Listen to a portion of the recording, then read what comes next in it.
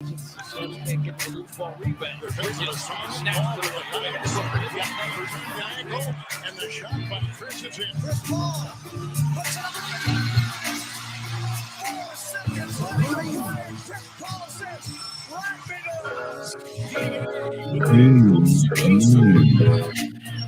up top to DA. Devin Booker being unselfish. So Booker's a great shooter. Gets across the lane with the left hand. Not there, but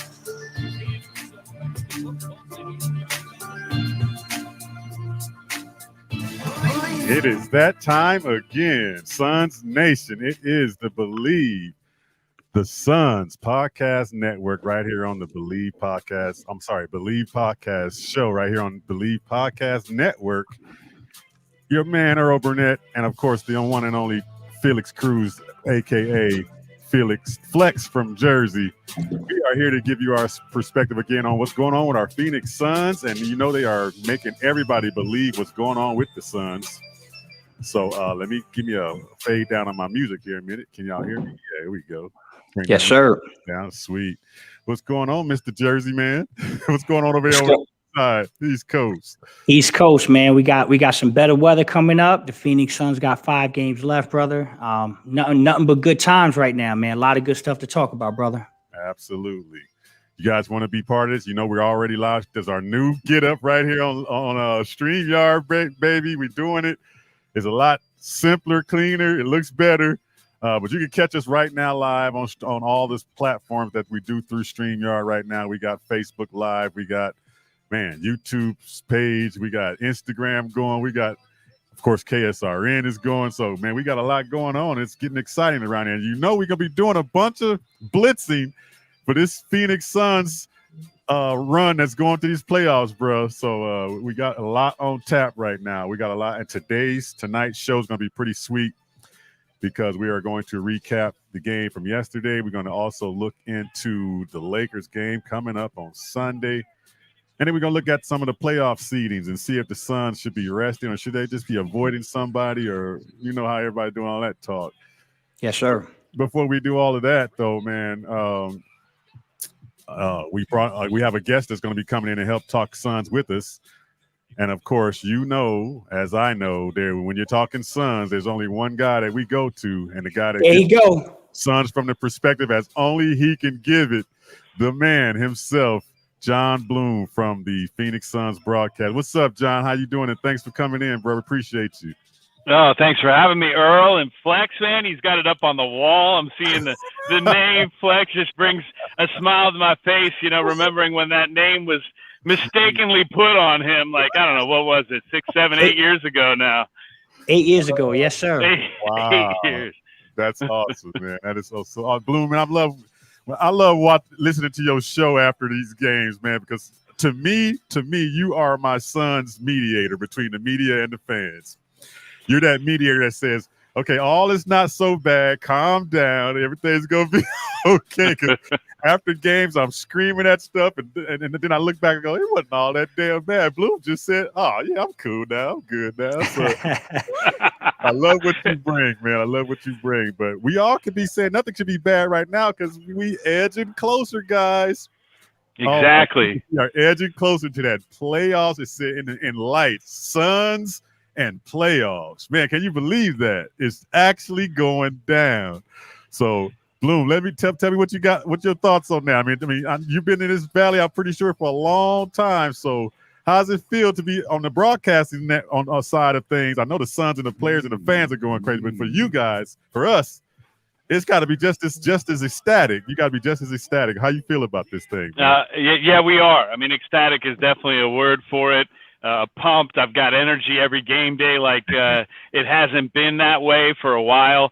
And, you know, I think Flex knows this about me. I mean, I get excited every time the headset's on. I just love to do what I do and feel so fortunate to be able to have a chance to work for a team that I grew up rooting for, you know, and it goes back over 30 years of being a fan for this team. So it was all kind of on this path together for me to get a chance now to be here and rejoice with Planet Orange, to be excited with the fans of this team, it's all genuine. And I could say the same for the guys that I'm in the booth with, the Hall of Famer Al McCoy, who I'm repping here on the shirt. Shazam, and of Shazam. course, yes, sir.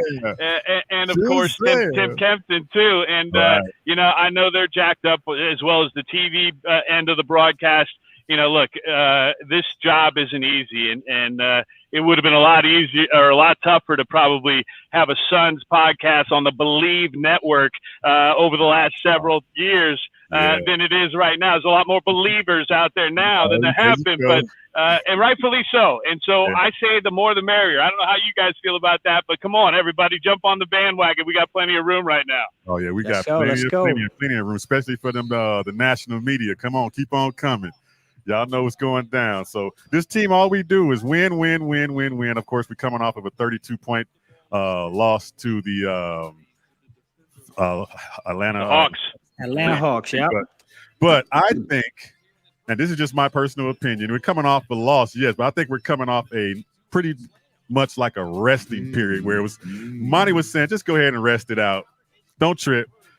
And everybody's talking about playing down the competition. I hear you talk about this sometime, Bloom. Playing down in the competition is like, man, screw all of that. What I think is happening, I think this team is doing all this play down stuff, they call it, on purpose to test themselves in these crucial situations that's going to be coming up in this playoff run. I mean, think about look at what they did in that Cavs game. They just let the Cavs hang around that whole entire game. Okay. We finished playing around. Let's see what we would do if we had to turn it on. And boom, that overtime. I ain't never seen an overtime defensively like that in my life. I think exactly. Who has? Exactly.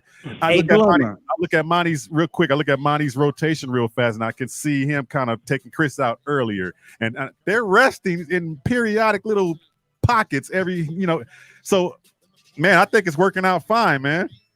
Yeah, you know what? Me and Bloomer, we talk about this all the time, right? On the post game show. Listen, this team, I actually believe they're a little bit bored, and it's ironic, right? 11 years not in the playoffs. You would think that wouldn't be the case, but this team is so good and they're so locked in that I think you make a great point, Earl. There are times where I think that they're playing down to the competition only to put themselves in spots where they can actually get up for it. And I think they like these late game situations. It didn't work out against the Cavs, and I think we were a little burned out. But you know what? Bloomer says this all the time when we talk, and I'm going to reiterate this. I don't care what they do. And I remember you went on 98. My boy Bloomer went on 98.7 on the Bickley and Murata show, and I remember that show vividly. That was a lot of fun, brother. But I remember you said, listen, you don't care what they do against those teams. It matters what they do against the top teams in the league. And we got the best conference record in basketball at 27-10. Right. So, I mean, what they do against the good teams is what matters. And, man, I can't wait, man. Bloomer, talk to me, though. Talk to me about last night's game, man, because this was a good one. It was a great atmosphere. I know you watched it on TV, Flex, but inside that building, it was fantastic. It was energetic. I always mention that you can get a night started off with the special boost if the anthem singer's off the chains. And last night, he was, man. He was like an operatic, just belting it out in a way that got everybody just in immediately before we're even close to tip-off. And that happens, happens in playoff atmospheres all the time when you get like a superstar. I know at Staples, they love when Flea from Red Hot Chili Peppers is out there with the bass, and that gets everybody wired in L.A. But here, it was just, you could feel it. You knew there were more people in there as well. The one thing I just wanted to touch on is we're talking about this drought, a decade without going to the playoffs. That's us. That's the fans. That's Robert Sarver. That's the broadcasters. Right. But that's not this team. They haven't lived through all of that. So, for us to say we're coming in with all this baggage, no, that's us. We're coming in with all the baggage. Great point. You talk about, let's talk about the team for a second. We got Chris Paul goes to the playoffs every year. We got Jay Crowder just went to the finals. We got Torrey Craig just went to the conference finals with the Denver Nuggets. We got all these guys that it's fresh. Even if you look at Mikal Bridges, won 2 titles at Villanova, playing on the biggest stage that college basketball has to offer. So, is he going to be really thrown off by the bright lights of the NBA playoffs? I don't anticipate he will, especially knowing that those other dudes I just mentioned are sitting right next to him in the room. They're in that locker room together.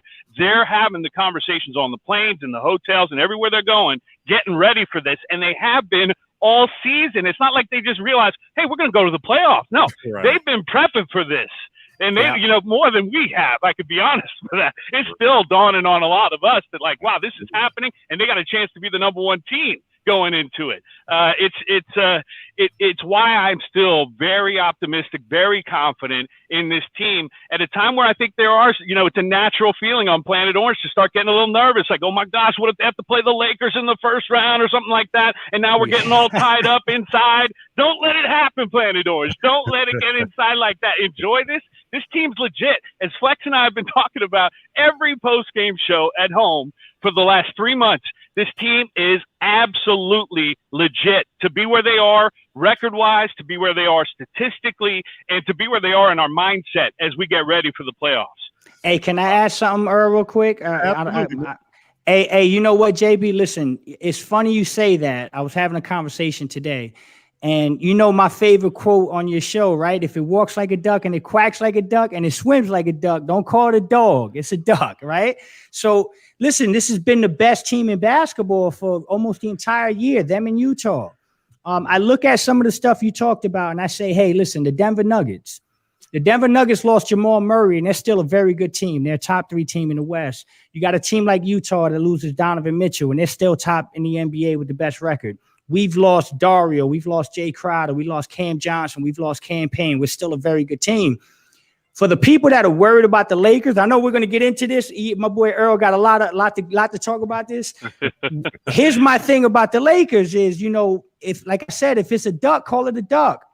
When they lose somebody good, they go down to the end of the conference. They're fighting to get in. They're talking about playing. So, people that are worried about the Lakers need to really look at the season and say, hey, you know what? We've got a 72-game stretch of basketball that we're looking at, and there's no reason to feel, scared or intimidated by the Lakers right now. So believe in your Phoenix Suns, man. That team right now is a top 10 team offense and defense, and they're the real deal. So, yeah, I'm just piggybacking on that, JB.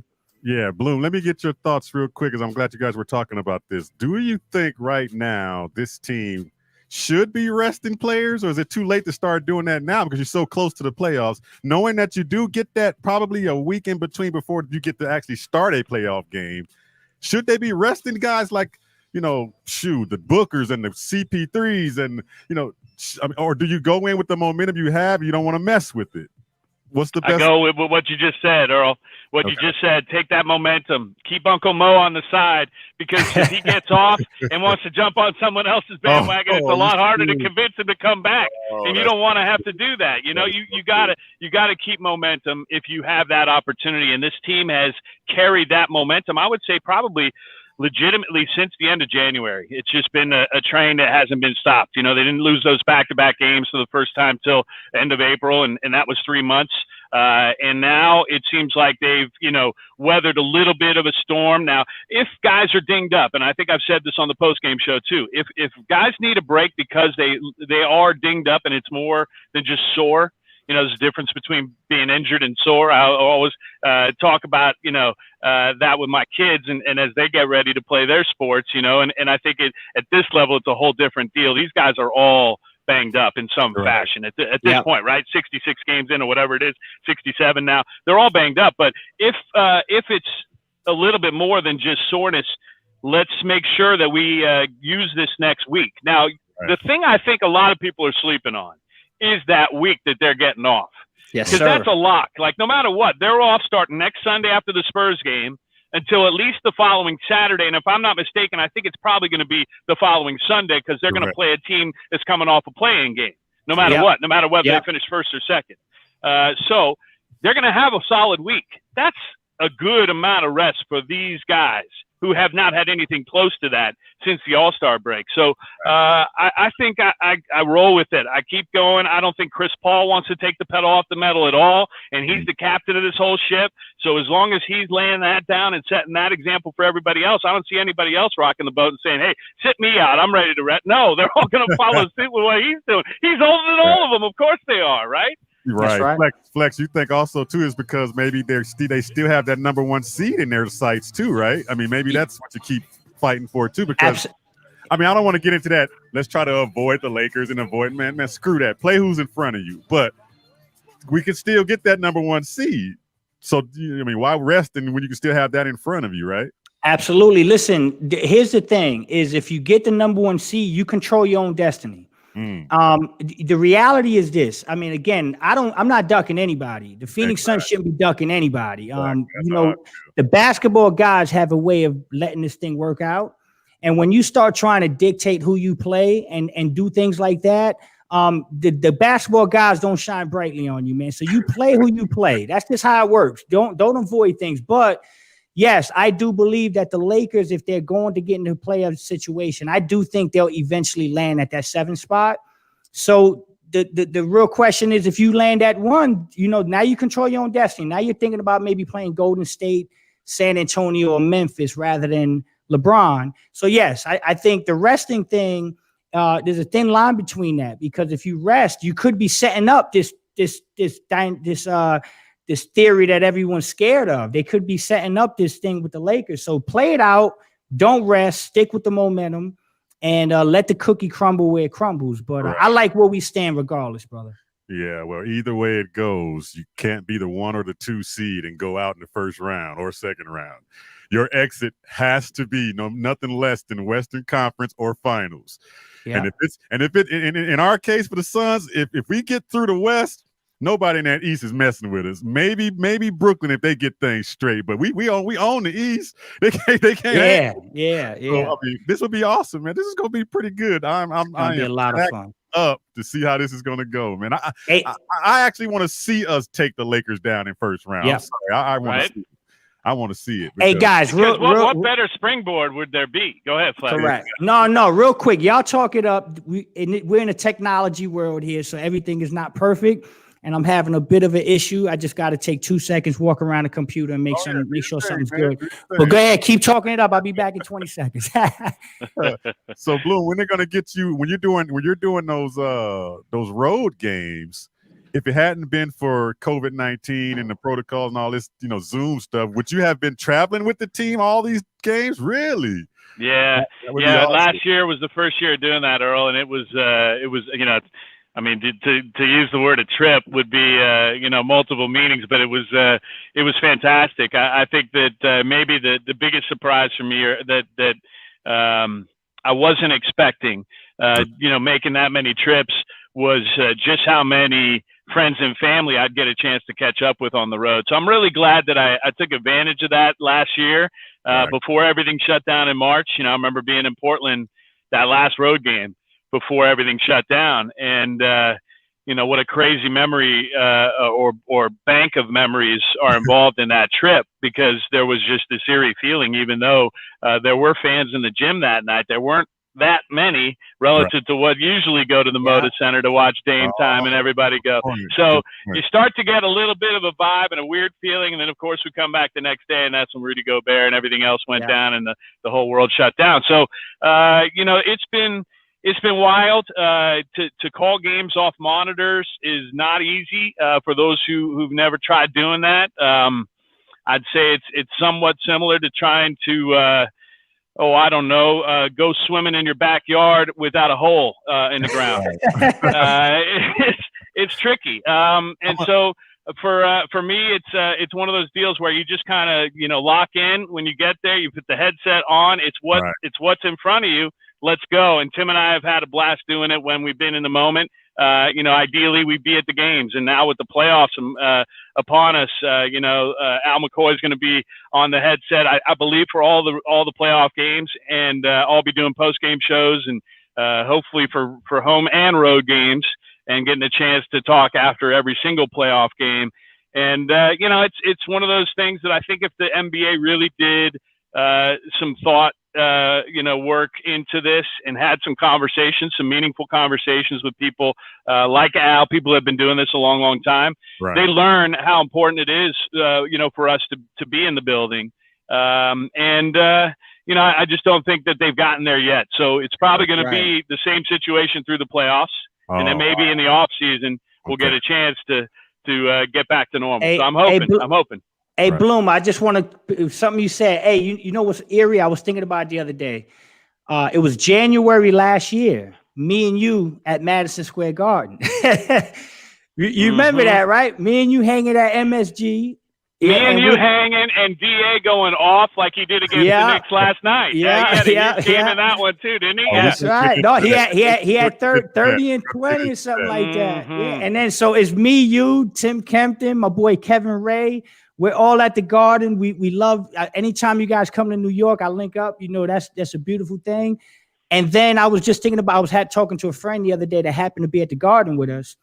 And it dawned on me. I was like, man, that was the last time I was at a basketball game before this pandemic. Whoa. And so, yeah, so that's the last time I was at a game live, JB, was with you at Madison Square Garden for that night where we went crazy and then the pandemic hit. So it definitely touches home when you say what you just said. Right. Definitely. Hey, we're gonna definitely get into some of that as far as what I want to jump into right now is our playoff roster. I got Jalen on here that's following us on the comments here, and he's got a good point here. And I want to ask what his point is, and I'll get your thoughts on this, Bloom, as far as the roster going into the playoffs. Where is this team lacking on that roster? I mean, there's got to be some point that you can look at this roster. I mean, they look like a perfect team almost, but there's got to be something that you're going into that playoffs going, oh, if we only got that piece sold up, we'd be a lot better. What would that be for you? You know, I mean, I think the answer I have, if it's not, and it's not a specific person, but it's just maybe the missing element that I'd love to have would be more rim protection when DA's not on the floor. Okay. I don't think we have somebody who's going to really alter shots down low in the paint, make it hard on other bigs when DA isn't there. It's not to say that Frank and Dario and Torrey and Jay, don't play strong. They all play strong, but it's different between being strong and being long. Okay, that's the easy way to put it. Right. So I think that that's the one element, but I think in a bigger scope, for me, it's DA, Devin, Mikal being such huge parts of this team and being on their first run to the postseason. Because you don't see a lot of teams have three dudes that are that vital, that are that important to the whole plan, right, that are that raw when it comes to postseason experience, make a run and get far and get deep into the postseason. Now, the thing that throws all that off is there's also a Hall of Fame point guard right next to him, right? And there's also the other guys we talked about alongside that could help bring them up. But what I'm saying is I would expect, and even though I threw out that thing about Mikal already winning titles in college, I would expect that all three of those guys hit their bumps in the road when it comes to the playoffs. The question is, can the Suns as a whole team get over those bumps together and still continue to advance? And I believe we learned enough about them this season that they can. And last night was another great example because Devin hit a big-time bump. He couldn't make anything last night. He was missing layups that he never misses. He was missing jumpers, and yet they're still able to run away and run the Knicks out of the gym. So I feel like, they have it covered. And they feel like they have it covered, which is a lot more important than what I feel like. Flex, I posed this question to my co-host on a previous casual sports show, and I want to ask you this question as well. Mm-hmm. We have 4 games left? Five games left? Yep. Is that enough time to get Dario right? Or are you going into this playoff saying we're going to play Frank over Dario, and that's what we're stuck with because Dario just hasn't gotten right? Is it enough time to get Dario right? And when we get into the playoffs, is he just going to be a bench warmer just sitting over there? Because Frank is putting it down right now. Well, that's a great question. The answer to it is yes. I do think they have enough time. These next 5 games are going to be instrumental on how Monty manages the whole Frank Kaminsky and Dario Saric equation, right? Mm-hmm. But Jon hit a big point. The week after the season's over, that week where they can lock in the gym and they can practice and they can get some guys rested, because I do think Dario is still banged up. Okay. He hasn't been right since the ankle sprain, and I think that has a lot to do with it. And back to what Jon and you guys talked about earlier in the show, So we know CP has experience in the playoffs. So does Jay Crowder, right? Guess what? Dario does too. Dario started for the Sixers and played some heavy minutes in that playoff run, years back. So yes, I think he's going to have enough time, and I think he's going to be instrumental because, like Monty always says in the press conference, he's a glue guy. He's a connector. He is a guy that when he's playing right, the team tends to run the 0.5 offense a lot more smoother. So we're missing him, and I think he's going to be all right. He's going to be an instrumental part of this run for sure. Going into the playoffs, Bloom, before we get into the next segment here about talking about that Laker game on Sunday, going into the playoffs, give me the key player for this team that can just be that diamond in the rough, that one player that can just make the difference for this Suns team. It's the dude that made a difference at the end of the third quarter last night against the Knicks. It's Cameron Payne. It's the backup point guard because he's just been rock solid all season. And I feel like he gets slept on still with that left hand. He can sneak past people. He's got this great knack for the rim, for driving to the rim and using the rim as protection against bigs and finishing around the rim. And that is a difference maker because you don't see Chris Paul do that. He finishes around the free throw line. That's where his layup is, right? But for CP, for the other CP campaign, it's attack. And I love his attack mode. I think his vision's gotten better too. I think he's really gotten comfortable with the guys around him, who he's on the floor with. And then defensively, I think his length can cause problems. So that's my guy. Because of you're asking for the diamond in the rough, the guy that probably a lot of other teams aren't going to have in their scouting report, but he's going to make a difference, and I think he'll lead to a win or two. The other thing I wanted to say about Dario, let's not forget, he's not right now, but if the Suns are really going to make a run, we got 2 more months of basketball left. I mean, this is gonna stretch out. I mean, this isn't going to happen overnight. So he it could be a situation where Dario isn't really clicking, but then all of a sudden they get to the next round or the round after that, and then here he is, Bubble Dario, Super Dario, the freak, the homie is back with his team. It could happen. I could definitely see that happen because we've seen spots of it. The last time he had a big game against the Lakers in the first meeting with LA this season. He led the Suns off the bench with 21 points. He looked fantastic in that game, and that was only a matter of about a month, 2 months ago, I guess now. But again, like I said, this could go 2 months. He could be a guy having that kind of game in the finals if they get there. That's so true. I'm going to give you my guy who I think is going to be the glue to this team and a guy that is going to give other teams some issues. Cameron Payne, a good choice. That was my next choice. Torrey Craig is going to be a nightmare for some teams. I'm telling you, this kid has been nothing but just a defensive. I mean, this dude does things that guys don't want to do on the court, And in the playoffs, you need a guy like that. And then when you look at him having done it already in the playoffs already, oh my God, he is going to be. He's going to be key. Keep an eye on him. You gotta let me get on this, brother. That's a great question. Hey, I'm gonna tell you my low key guy, JB. Okay. My low key guy, Torrey Craig. Okay. Torrey Craig is going to be a guy that is going to win us a playoff game. The guy plays defense. Exactly. The guy shoots the 3 ball. He rebounds the heck out of the basketball. And let's not forget, can I throw at 1A, 1B? It's going to be Torrey Craig and Jay Crowder. These guys, one guy went to the NBA Finals last year. One guy went to the Western Conference Finals last year. They know how to win. They know how to play in mud. They know how to play fast. They're able to lock in the playoff environment and get it done. And so I think those 2 guys are going to be keys to our run, and 2 guys that have a long resume of basketball experience in the playoffs. Okay. Yeah, I love it. And if he hadn't earned the award already, adding Torrey Craig before the deadline put James Jones over the top. That's the executive of the year. If he doesn't get executive of the year, that's robbery. I know Kiwi, my guy, Sean Marks in Brooklyn's going to get a lot of love because he helped them assemble a super team. I get it. They barely even played together. 7 games all season? Just skip me with that. I think it's got to be James. It's got to be James Jones. I mean, Torrey Craig for a song and a dance. This guy gets every 50-50 ball ever on the floor. He gets all of them. Yeah. For 500 cash, 500,000 cash. And that's something.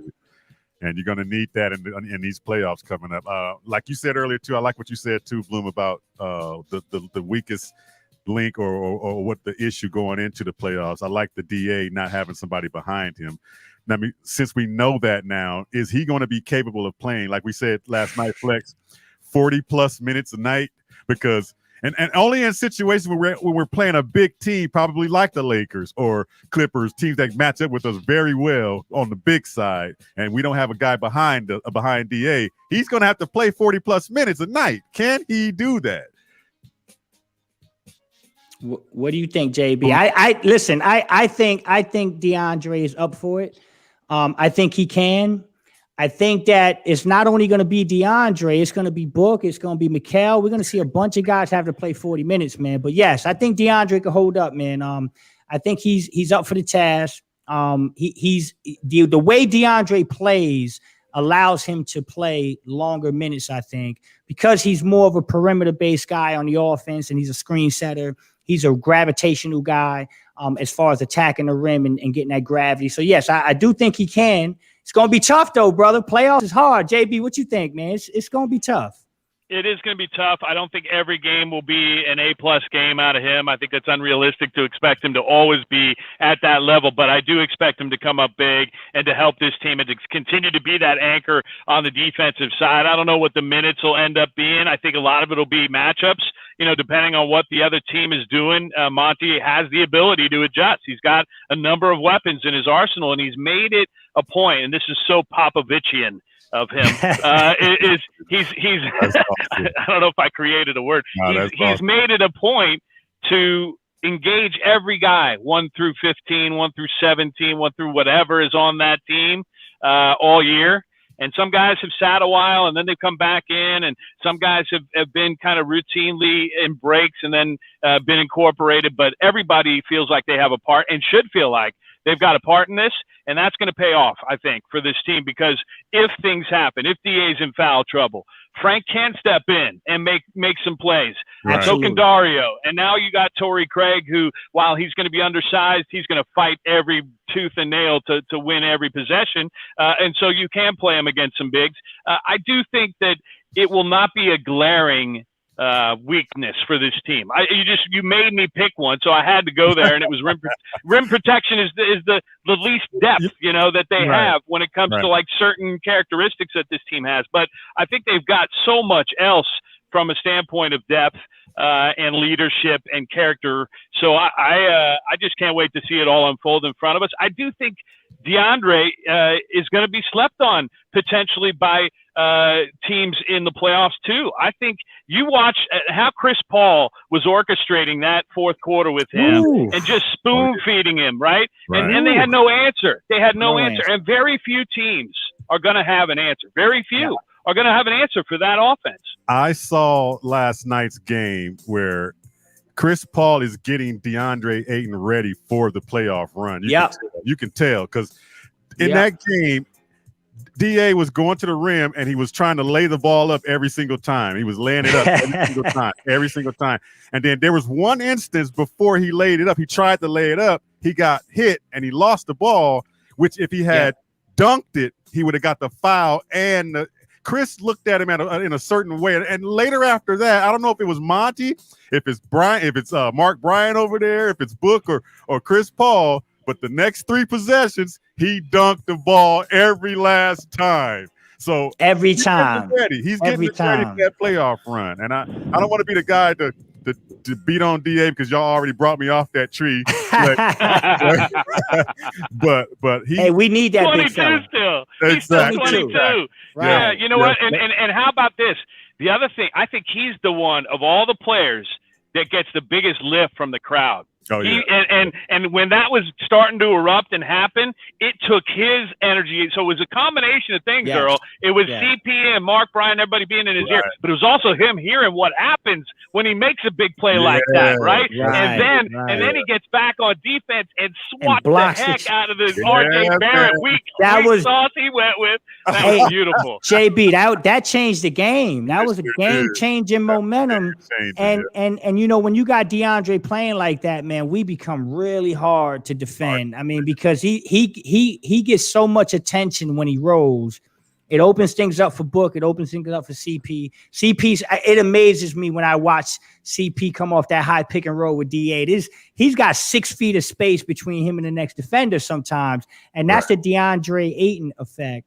And again, I can't wait for playoff Book, man. I don't think y'all understand, man. Playoff Book. We got a lot to be excited about, guys. Got a lot to be excited about. We got a few minutes left here in this show, and I wish I could go on and on and on, but I know we got Bloom. We got to get him out of here. He's probably got some important things to do. But I'm just kidding. Yes, sir. But that Laker game coming up on Sunday, how big is that game, or is it big at all right now? I mean, in the scope of going into the playoffs, and the scope of that could be a team you could face, in the scope also that this is the only team that I'm talking about having that guy behind DA. This is the only team I'm talking about facing, because they got Drummond and AD. So when AD sits down, who's going to stop Drummond from going to the rim and dunking on us and whatever if we're undersized with Frank down there? So my point is, this Laker game, this game has to be big, right? Or is it just a game you just go, nah, it's just a playoff, it's just a regular season game. It don't matter. Well, I think for the reasons that we've already mentioned about the desire to finish number one, the desire to keep Uncle Mo on our side, all that stuff. Right. It's big for that. LeBron not playing makes me to say that there's nothing to read into as far as like a playoff preview, because they get to the playoffs, LeBron's playing, right? So if he doesn't play tomorrow, it's a totally different team. They've got other guys that are dinged up too. Dennis Schroeder's still out, which I think is a big missing piece for the Lakers. And so I think that it's one of those deals. Look, the Suns have beat him twice. They beat him up the last time and beat him by 10 the first time. And I know the Lakers haven't been full speed. The Suns weren't full speed in one of the 2 matchups either. So now I feel like it's just, don't worry about who it is. Like we said, I know it's hard to say that when it's the Lakers and you're going to Staples, but don't worry about the fact that it's the Lakers. Just go be you. Go do what you've been doing and handle your business. And you might have a chance. Now, the Jazz play tonight. I didn't think they had any more back-to-backs, but they actually do play tonight against the Rockets after playing last night. They should whoop the Rockets, but who knows? Who knows? Never right? know. So if they happen to trip up, then the Suns will have a chance to get back on top with a win over the Lakers, and that will maybe amp up the importance of that even more. But I think every game, these last 5, they're all equally important. Continue to do what the Suns have been doing and stay on the track they're on, and they're going to head right to the playoffs the way they want to. Run the table, baby. That's what I say. Run the table, baby. Run the table. Hey, Felix. Hey, JB, we said it last night. Run the table, man. Run the table and let the cookie crumble where it go. I'm not ducking anybody. We're not scared of anybody. So to get that number 1 seed, they would have to run the table, and Utah would have to lose one game. And I see one game on their schedule that's even remotely possible to lose, to me, would be Portland. Yeah. So they got Houston, Golden State, Portland, OKC, and Sacramento. They can Don't sleep on Golden State. Don't sleep on Golden State. They can beat those teams without Donovan Mitchell. But that Portland game, to me, is key. If they lose that Portland game, we would have to win out, of course, to Golden State, Portland, and then 2 San Antonio games.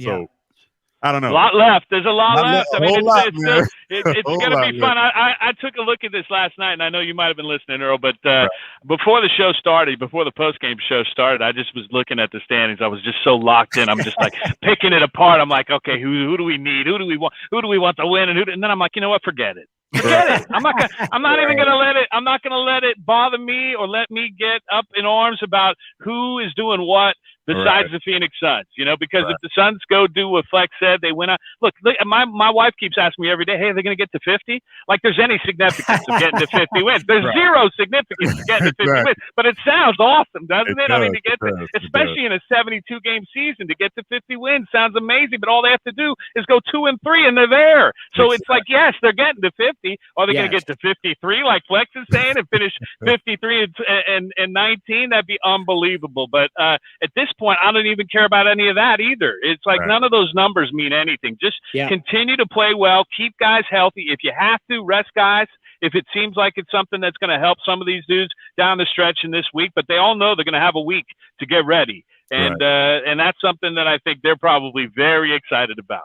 Yeah, they're going to have a week to get ready because they have to come in playing the same defense they played in that overtime and in that third quarter last night. That's the playoff defense that if they show up with that every night, it doesn't matter who's in front of them because because if defense wins championship, and it still does, So, man, I'm telling you, with that defense, the way they played, I don't know, man. They could go a long way. They could go a long way. It could go a really long way. So, Bloom, tell everybody, all the listeners, where they can get you at besides the pregame show after the Suns game. Where else can they follow you on social media? Yeah, just, Twitter's usually where I'm hanging the most. So hit me up on Twitter. It's at Jon Bloom, JONBLOOM, like you see it probably on your screen. And this, by the way, StreamYard, this is my first time on this platform. It's pretty sleek, man.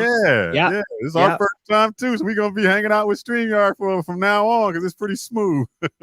Yeah. And Jon Bloom, he came into our podcast, the Suns Bleav the Suns Podcast for the first time, and I knew this day would happen. And I thought you were going to come here and get on me a little bit because I was riding DA all throughout, and my man Flex had to kind of ride me down a little bit, like I told you earlier. So, you know how we do, JB. Of course.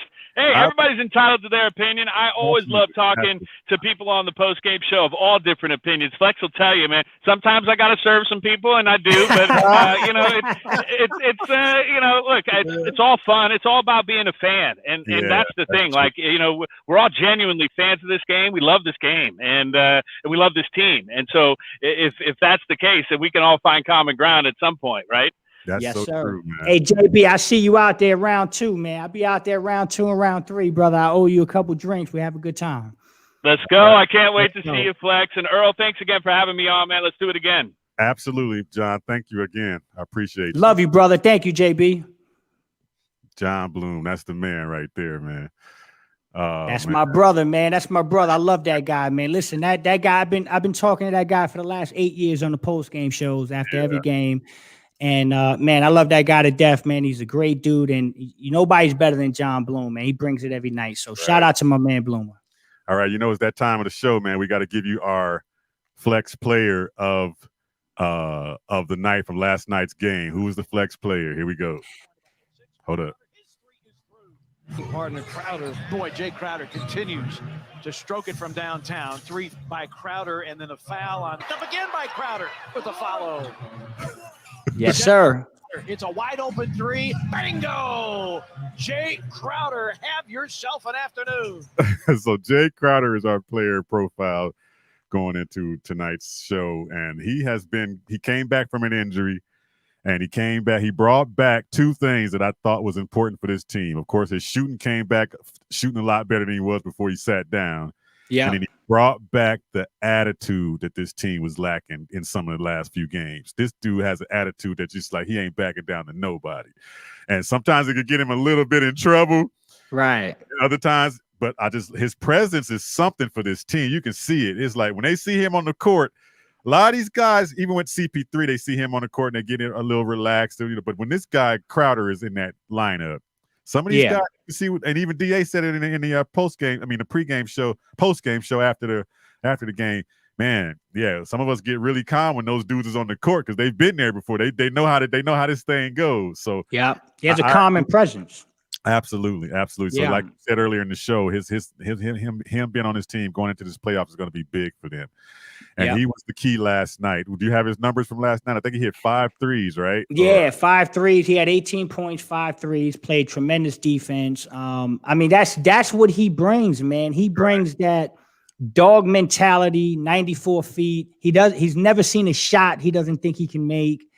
Sometimes you get frustrated. Sometimes he'll take a couple of those and you're like, come on, Jay, pull that back. But you live and die with that because he's a confident guy. He stretches the floor.